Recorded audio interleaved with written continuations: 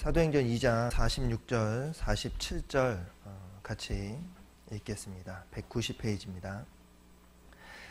날마다 마음을 같이하여 성전에 모이기를 힘쓰고 집에서 떡을 떼며 기쁨과 순전한 마음으로 음식을 먹고 하나님을 찬미하며 또 온 백성에게 칭송을 받으니 주께서 구원받는 사람을 날마다 더하게 하시니라.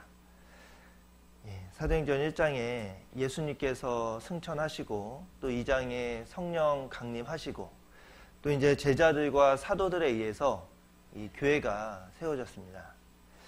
지금 읽었던 이 46절, 47절 말씀, 예수님께 직접 복음을 받았던 사도들에 의해서 이 세워진 교회의 모습입니다. 이 가장 복음을 위해서 수고했고 가장 복음이 활발하게 전해졌던 초대교회의 모습입니다. 이 진정한 교회의 모습이라고 우리가 할 수가 있습니다. 그런데 이 46절, 47절 보시면요, 가장 크게 보이는, 가장 눈에 띄는 그 단어가 있어요. 그 단어가 뭐냐면 기쁨입니다. 46절에 이 기쁨과 순전한 마음으로, 이 기쁨이라는 단어가 이 말씀을 읽을 때마다 가장 크게 보이고요, 가장 마음에 새겨지는 것 같습니다. 우리는 초대교회의 모습을 본받아야 되잖아요. 왜 그러냐면요, 47절 끝에 보시면 구원받는 사람을 날마다 더하게 하시니라. 날마다 구원받는 수가 더해졌던 거예요. 이 교회 안에요, 날마다 구원받는 그 영혼이 생긴 겁니다. 얼마나 기쁘고 감사하고 너무나 아름다운 모습이잖아요. 이 안에 날마다 구원받는 그 영혼이 생긴다라면 우리가 날마다 새로운 힘이 생길 겁니다. 이 날마다 구원받는 수가 더해졌던 그 이유가 있었을 겁니다. 그렇기 때문에 우리가 초대교회의 모습을 분명히 본받아야 될 거라고 생각이 됩니다. 그런데 여기 보시면 이 기쁨과 순전한 마음으로 라고 되어 있거든요. 이들이 왜 기쁠 수 있었을까요? 아마 행복했기 때문일 겁니다. 그 기쁨은 행복에서 나오는 거기 때문에요. 이들이 왜 행복했을까요? 사랑받고 사랑할 수 있었기 때문일 거예요. 그 사랑을 나눌 수 있었기 때문에 이들이 행복했을 거라고 생각이 됩니다. 어떤 글에서 봤는데요, 심리학자들이 행복해지려면 이것을 해라, 딱 그렇게 적혀 있더라고요. 이것이 뭔지 아세요? 행복해지려면 선행을 해라, 그렇게 적혀 있더라고요. 상당히 공감이 됐습니다. 그리스도인들에게 최고의 선행이 뭘까요? 아마 전도일 겁니다. 그 잃어진 영혼을 건지는 것이 우리가 할 수 있는 최고의 선행일 겁니다. 이 전도하면서 우리가 가장 큰 기쁨과 그 행복을 아마 느끼게 될 겁니다. 이 전도하는 사람들은요, 이 마음에 욕심이 별로 없을 거예요. 욕심이 있고서는 절대로 전도할 수 없을 것이기 때문입니다. 전도하려면 내 시간을 포기해야 되고 내 물질을 포기해야 되고 내 자존심을 때로는 포기해야 됩니다. 그것이 결코 쉬운 일이 아니잖아요. 그런데요, 그 일을 또 합니다. 전도해 본 분들은 그것이 정말 힘들다라는 것을 알지만 또 합니다. 왜 그럴까요? 내 것을 포기했지만 정말 기쁘다라는 것을, 정말 행복하다라는 것을 느꼈기 때문인 거예요. 그 가장 힘들었지만 가장 큰 행복을 느꼈기 때문인 거예요. 너무나 역설적이지만 그리스도인들에게 그것은 당연할 것 겁니다. 그리고 전도해 보신 분들은 모두가 다 그것을 느껴보셨을 겁니다.